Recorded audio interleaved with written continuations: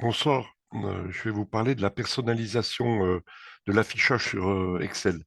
Donc là, c'est par défaut quand vous arrivez sur une feuille, bon, on peut en créer deux, c'est pas un problème. De toute façon, peu importe le nombre de feuilles. Donc là, au-dessus, donc la première ligne, euh, on a les rubans, fichier, accueil, insertion, dessin, etc. Après, on a les onglets, pardon. En dessous, le ruban avec les boîtes d'outils. Par exemple, la première ici, c'est la boîte d'outils presse-papier. La deuxième, la boîte d'outils police dans laquelle on trouve les polices, les tailles de caractère, les enrichissements. Là, les outils d'alignement, ici, après, etc. Donc, si vous avez, par contre, euh, un problème d'affichage du ruban, ça se passe directement ici. L'onglet affichage, bon, on arrive sur, quand on clique dessus, on arrive sur les options d'affichage, mais aussi on peut avoir en clic droit personnaliser le ruban. Bon, là, si j'ai quelque chose comme ça, ben c'est pas bien. Voilà, si j'arrive ici, donc là, ici, il faut réafficher. Il faut réafficher. Je ne sais pas si le retour ici, le retour ne fonctionne pas.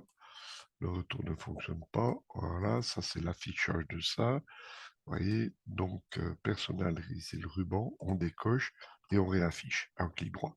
Donc bon, ce qu'il faut avoir par contre absolument, moi je vous déconseille de décocher dans la boîte d'outils affichage, ni la barre de formule, parce qu'évidemment, si vous décochez la barre de formule, vous pouvez pas faire vous pouvez pas taper égal quelque chose, égal n'importe quelle fonction. Donc il faut absolument le, la barre de formule ici.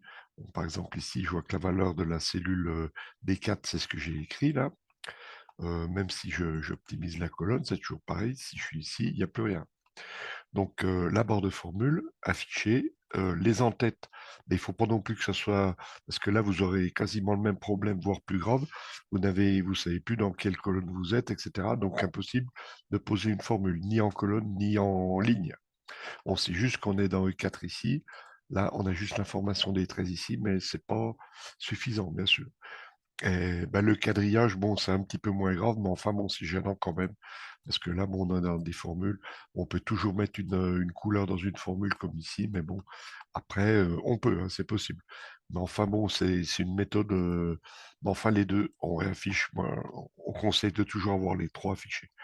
Donc, au niveau des onglets, par exemple, là, j'ai un onglet Data Streamer avec lequel je suis pas forcément en train de travailler tout le temps. Donc, je peux ne pas en avoir besoin. Power Pivot est lié au KPI, c'est un usage particulier aussi.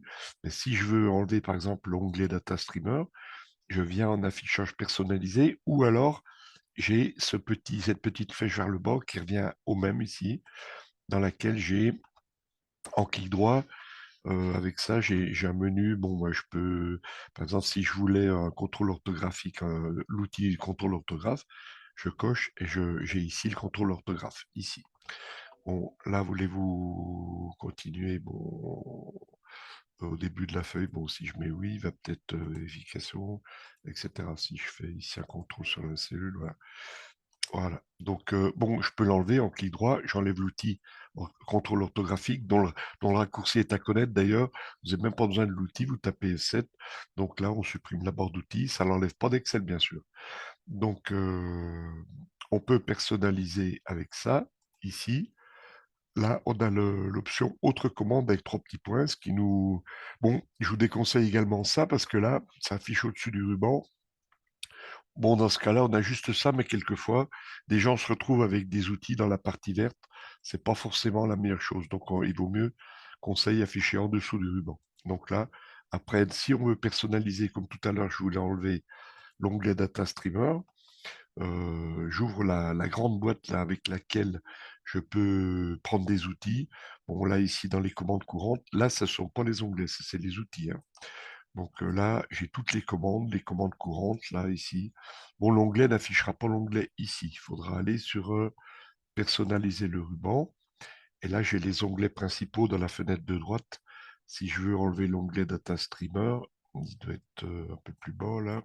Si je le décoche tout simplement ici, bon, on le voit toujours tout en affichage, mais si je valide, voilà, il a disparu des onglets. Voilà. Donc, sinon, ben, en affichage personnalisé, ou alors bon, le menu, on peut l'avoir en clic droit ici.